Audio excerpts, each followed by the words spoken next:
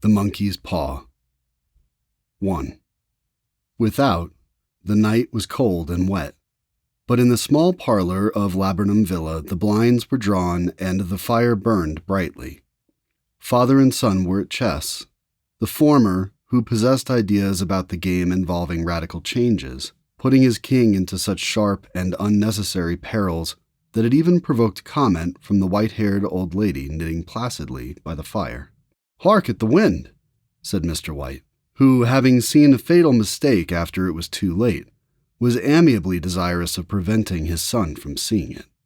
"I'm listening," said the latter, grimly surveying the board as he stretched out his hand. "Check. I should hardly think that he'd come tonight," said his father, with his hand poised over the board. "Mate," replied the son. "That's the worst of living so far out," bawled Mr. White, with sudden and unlooked-for violence. "Of all the beastly, slushy, out-of-the-way places to live in, this is the worst. Pathway's a bog, and the road's a torrent.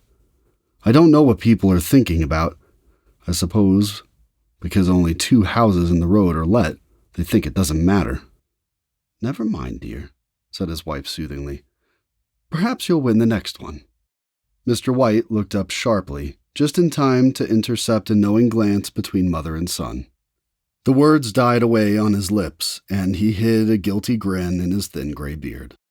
"There he is," said Herbert White, as the gate banged too loudly and heavy footsteps came toward the door. The old man rose with hospitable haste, and opening the door was heard condoling with the new arrival. The new arrival also condoled with himself, so that Mrs. White said, "Tut, tut," and coughed gently as her husband entered the room, followed by a tall, burly man, beady of eye and rubicund of visage. "Sergeant Major Morris," he said, introducing him.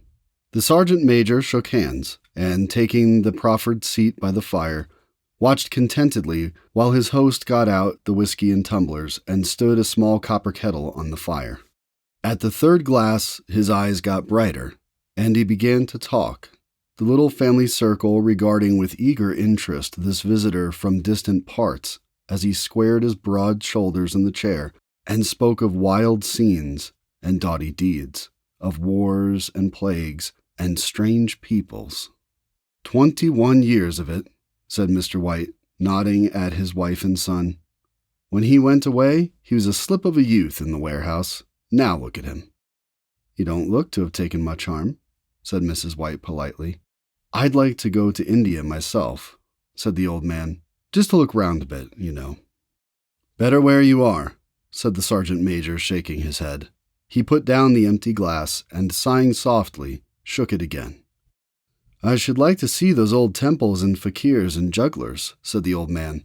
"What was that you started telling me the other day about a monkey's paw or something, Morris?"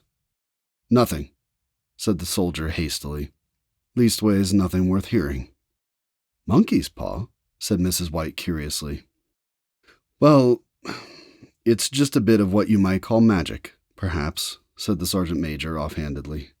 His 3 listeners leaned forward eagerly. The visitor absent-mindedly put his empty glass to his lips and then set it down again. His host filled it for him.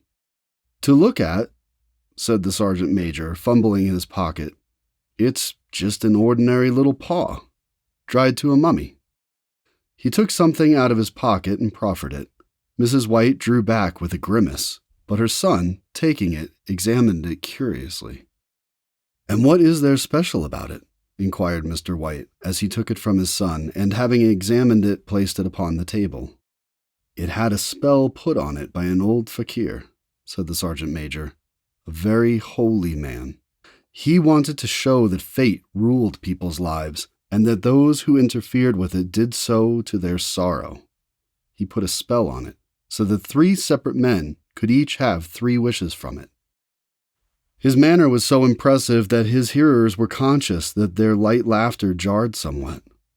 "Well, why don't you have 3, sir?" said Herbert White cleverly. The soldier regarded him in the way that middle age is wont to regard presumptuous youth. "I have," he said quietly, and his blotchy face whitened. "And did you really have the 3 wishes granted?" asked Mrs. White. "I did," said the sergeant major, and his glass tapped against his strong teeth. "And has anybody else wished?" persisted the old lady. "The first man had his 3 wishes, yes," was the reply. "I don't know what the first 2 were, but the third was for death. That's how I got the paw." His tones were so grave that a hush fell upon the group. "If you've had your 3 wishes, it's no good to you now then, Morris," said the old man at last. "What do you keep it for?" The soldier shook his head. "Fancy, I suppose," he said slowly. "I did have some idea of selling it, but I don't think I will. It has caused enough mischief already. Besides, people won't buy. They think it's a fairy tale, some of them, and those who do think anything of it want to try it first and pay me afterward." "If you could have another 3 wishes," said the old man, eyeing him keenly, "would you have them?" "I don't know," said the other. "I don't know." He took the paw, and dangling it between his forefinger and thumb, suddenly threw it upon the fire. White, with a slight cry, stooped down and snatched it off. "Better let it burn," said the soldier solemnly. "If you don't want it, Morris," said the other, "give it to me." "I won't," said his friend doggedly. "I threw it on the fire. If you keep it, don't blame me for what happens. Pitch it on the fire again like a sensible man." The other shook his head and examined his new possession closely. "How do you do it?" he inquired. "Hold it up in your right hand and wish aloud," said the sergeant major. "But I warn you of the consequences." "Sounds like the Arabian Nights," said Mrs. White, as she rose and began to set the supper. "Don't you think you might wish for 4 pairs of hands for me?" Her husband drew the talisman from pocket, and then all 3 burst into laughter as the sergeant major, with a look of alarm on his face, caught him by the arm. "If you must wish," he said gruffly, "wish for something sensible." Mr. White dropped it back in his pocket, and placing chairs, motioned his friend to the table. In the business of supper, the talisman was partly forgotten, and afterward the 3 sat listening in enthralled fashion to a second installment of the soldier's adventures in India. "If the tale about the monkey's paw is not more truthful than those he has been telling us," said Herbert as the door closed behind their guest, just in time for him to catch the last train, "we shan't make much out of it." "Did you give him anything for it, father?" inquired Mrs. White, regarding her husband closely. "A trifle," said he, coloring slightly. "He didn't want it, but I made him take it, and he pressed me again to throw it away." "Likely," said Herbert with pretended horror. "Why, we're going to be rich, and famous, and happy. Wish to be an emperor, father, to begin with, then you can't be henpecked." He darted round the table, pursued by the maligned Mrs. White, armed with an antimacassar. Mr. White took the paw from his pocket and eyed it dubiously. "I don't know what to wish for, and that's a fact," he said slowly. "It seems to me I've got all I want." "If you only cleared the house, you'd be quite happy, wouldn't you?" said Herbert with his hand on his shoulder. "Well, wish for 200 pounds then. That'll just do it." His father, smiling shamefacedly at his own credulity, held up the talisman as his son, with a solemn face somewhat marred by a wink at his mother, sat down at the piano and struck a few impressive chords. "I wish for 200 pounds, said the old man distinctly. A fine crash from the piano greeted the words, interrupted by a shuddering cry from the old man. His wife and son ran toward him. "It moved!" he cried, with a glance of disgust at the object as it lay on the floor. "As I wished, it twisted in my hand like a snake." "Well, I don't see the money," said his son as he picked it up and placed it on the table. "And I bet I never shall." "It must have been your fancy, father," said his wife, regarding him anxiously. He shook his head. "Never mind, though. There's no harm done, but it gave me a shock all the same." They sat down by the fire again while the 2 men finished their pipes. Outside, the wind was higher than ever, and the old man started nervously at the sound of a door banging upstairs. A silence unusual and depressing settled upon all three, which lasted until the old couple rose to retire for the night. "I expect you'll find the cash tied up in a big bag in the middle of your bed," said Herbert as he bade them good night, "and something horrible squatting on top of the wardrobe watching you as you pocket your ill-gotten gains." He sat alone in the darkness, gazing at the dying fire and seeing faces in it. The last face was so horrible and so simian that he gazed at it in amazement.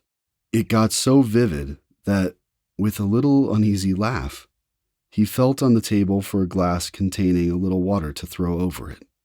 His hand grasped the monkey's paw, and with a little shiver, he wiped his hand on his coat and went up to bed. 2.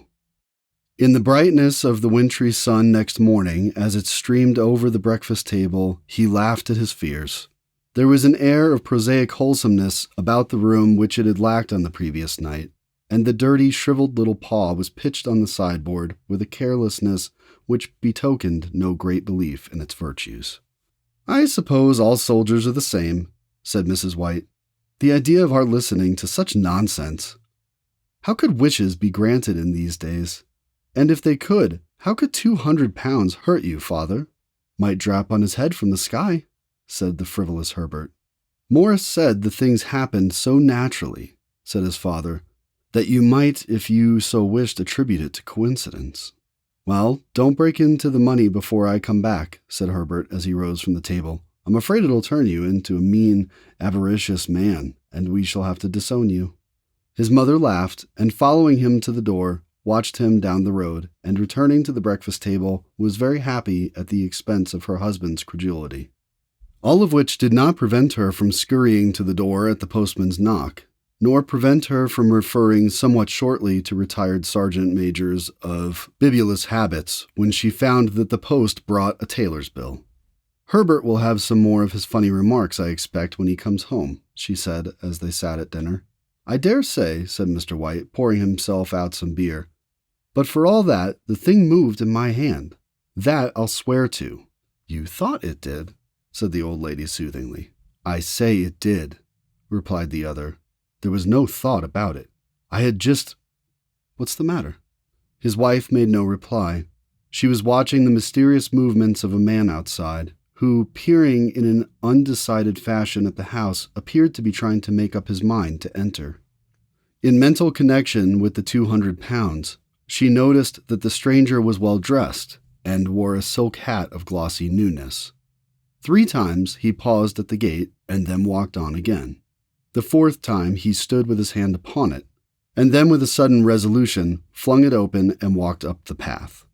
Mrs. White at the same moment placed her hands behind her, and hurriedly unfastening the strings of her apron, put that useful article of apparel beneath the cushion of her chair. She brought the stranger, who seemed ill at ease, into the room. He gazed at her furtively and listened in a preoccupied fashion as the old lady apologized for the appearance of the room, and her husband's coat, a garment which he usually reserved for the garden. She then waited as patiently as her sex would permit for him to broach his business, but he was at first strangely silent. "I was asked to call," he said at last, and stooped and picked a piece of cotton from his trousers. "I come from Ma and Megan's." The old lady started. "Is anything the matter?" she asked breathlessly. "Has anything happened to Herbert? What is it? What is it?" Her husband interposed. There, mother," he said hastily. "Sit down, and don't jump to conclusions. You've not brought bad news, I'm sure, sir." And he eyed the other wistfully. "I'm sorry," began the visitor. "Is he hurt?" demanded the mother wildly. The visitor bowed in assent. "Badly hurt," he said quietly. "But he is not in any pain." "Oh, thank God," said the old woman, clasping her hands. "Thank God for that. She broke off suddenly as the sinister meaning of the assurance dawned upon her, and she saw the awful confirmation of her fears in the other's averted face. She caught her breath, and turning to her slower-witted husband, laid her trembling old hand upon his. There was a long silence. "He was caught in the machinery," said the visitor at length, in a low voice. "Caught in the machinery," repeated Mr. White in a dazed fashion. "Yes." He sat staring blankly out at the window and, taking his wife's hand between his own, pressed it as he had been wont to do in their old courting days nearly 40 years before. "He was the only one left to us," he said, turning gently to the visitor. "It is hard." The other coughed and, rising, walked slowly to the window. "The firm wished me to convey their sincere sympathy with you in your great loss," he said, without looking round. "I beg that you will understand I am only their servant and merely obeying orders." There was no reply. The old woman's face was white, her eyes staring and her breath inaudible. On the husband's face was a look such as his friend, the sergeant, might have carried into his first action. "I was to say that Ma and Meggins disclaim all responsibility," continued the other. "They admit no liability at all, but in consideration of your son's services, they wish to present you with a certain sum as compensation." Mr. White dropped his wife's hand, and, rising to his feet, gazed with a look of horror at his visitor. His dry lips shaped the words. "How much?" £200, was the answer. Unconscious of his wife's shriek, the old man smiled faintly, put out his hands like a sightless man, and dropped, a senseless heap, to the floor. 3. In the huge new cemetery some 2 miles distant, the old people buried their dead, and came back to a house steeped in shadow and silence. It was all over so quickly that at first they could hardly realize it, and remained in a state of expectation, as though of something else to happen. Something else which was to lighten this load, too heavy for the old hearts to bear. But the days passed, and expectation gave place to resignation, the hopeless resignation of the old, sometimes miscalled apathy. Sometimes they hardly exchanged a word, for now they had nothing to talk about, and their days were long to weariness. It was about a week after that the old man, waking suddenly in the night, stretched out his hand and found himself alone. The room was in darkness, and the sound of subdued weeping came from the window. He raised himself in bed and listened. "Come back," he said tenderly. "You will be cold." "It's colder from my son," said the old woman, and wept afresh. The sound of her sobs died away on his ears. The bed was warm, and his eyes heavy with sleep. He dozed fitfully, and then slept until a sudden wild cry from his wife awoke him with a start. "The paw!" she cried wildly. "The monkey's paw!" He started up in alarm. "Where? Where is it? What's the matter?" She came stumbling across the room toward him. "I want it," she said quietly. "You've not destroyed it." "It's in the parlor on the bracket," he replied, marveling. "Why?" She cried and laughed together, and bending over, kissed his cheek. "I only just thought of it," she said hysterically. "Why didn't I think of it before? Why didn't you think of it?" "Think of what?" he questioned. "The other 2 wishes," she replied rapidly. "We've only had one." "Was that not enough?" he demanded fiercely. "No!" she cried triumphantly. "We have one more. Go down and get it quickly, and wish our boy alive again." The man sat up in bed and flung the bedclothes from his quaking limbs. "Good God, you are mad!" he cried aghast. "Get it," she panted. "Get it quickly and wish. Oh, my boy, my boy." Her husband struck a match and lit the candle. "Get back to bed," he said unsteadily. "You don't know what you're saying." "We had the first wish granted," said the old woman feverishly. "Why not the second?" "A coincidence," stammered the old man.